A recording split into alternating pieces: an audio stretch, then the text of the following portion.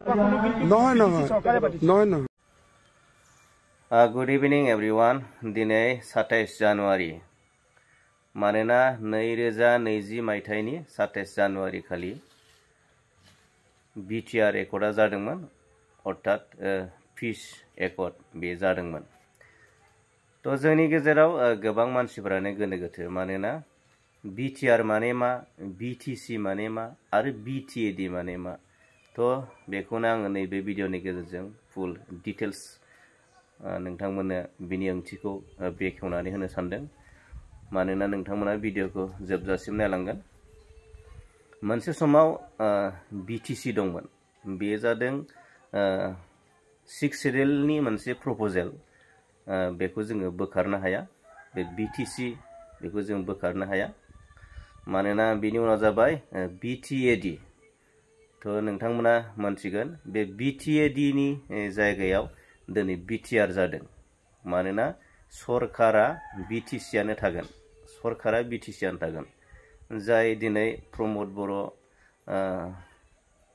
BTR नि CM मानगोनां प्रमद बर' सारा दिनै दैदेनगासिनो दं। बे सरकारा BTC आनो थागोन। नाथाय एरियाया ओनसोलासो BTR जागोन। बेबायदि आरो। तो नोंथांमोना बुजिबाय जानांगौ बड'लेण्ड टेरिटरियेल काउन्सिल नङा होनबा BTAD Bodoland territorial area council नङा होनबा नैबे आरो BTR बड'लेण्ड टेरिटरियेल काउन्सिल। तो सरकारा BTC आनो थागोन।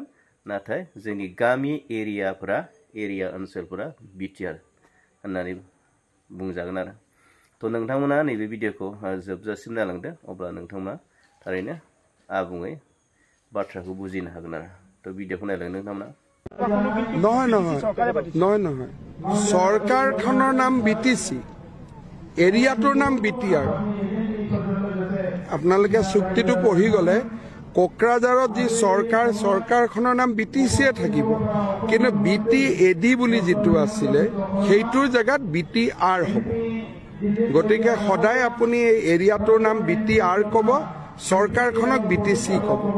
সেইটোৱে চুক্তিত আছে। নহয় চৰকাৰখনৰ নাম BTC, এৰিয়াটোৰ নাম BTR। আপোনালোকে চুক্তিটো পঢ়ি গ'লে কোকৰাঝাৰত যি চৰকাৰখনৰ নাম BTC থাকিব, কিন্তু BTAD বুলি যিটো আছিলে সেইটোৰ জেগাত BTR হ'ব। গতিকে সদায় আপুনি এই এৰিয়াটোৰ নাম BTR ক'ব, চৰকাৰখনক BTC ক'ব। সেইটোৱে চুক্তিত আছে।